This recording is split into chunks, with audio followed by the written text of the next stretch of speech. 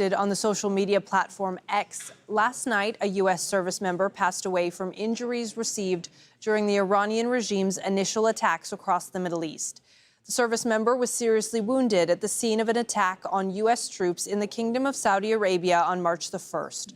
This is the 7th service member killed in action during Operation Epic Fury. Major combat operations continue.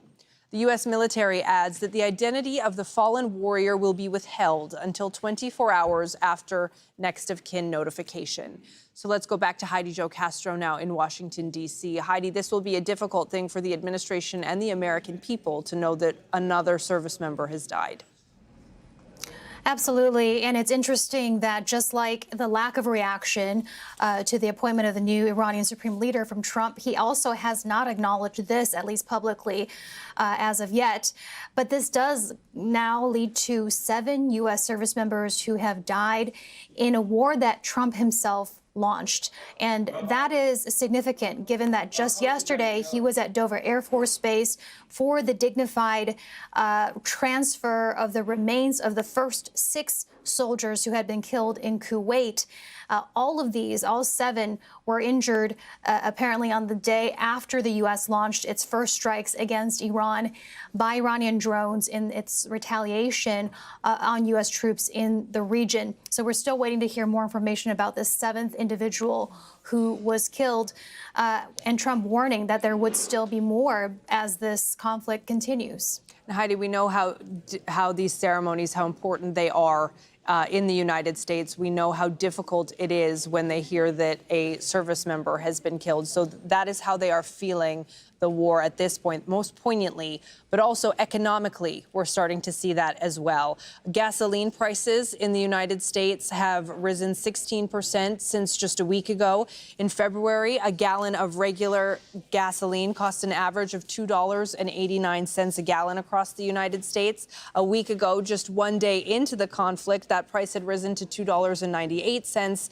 And now today, gas has spiked to $3.45 a gallon. That's up 47%. And experts are saying, Heidi, that as long as this goes on, those costs are going to keep rising. Right. And we heard Trump. He did directly address the oil prices.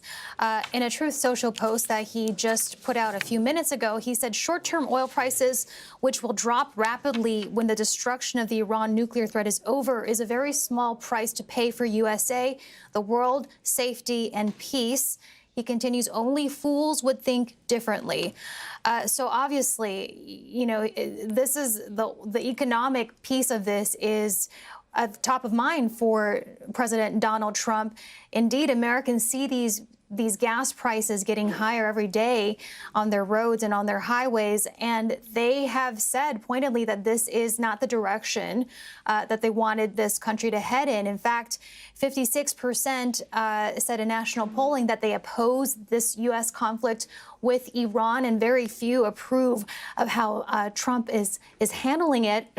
And the U.S. Energy Secretary also speaking to news media earlier today, saying that this would be a short-term movement rather than a prolonged war, and painting a very rosy picture, saying that these oil prices would not stay high for long. But just now, the prices of the barrel of crude has topped more than $100, the first time in 4 years. Heidi Jo Castro, thank you for your reporting from Washington, D.C.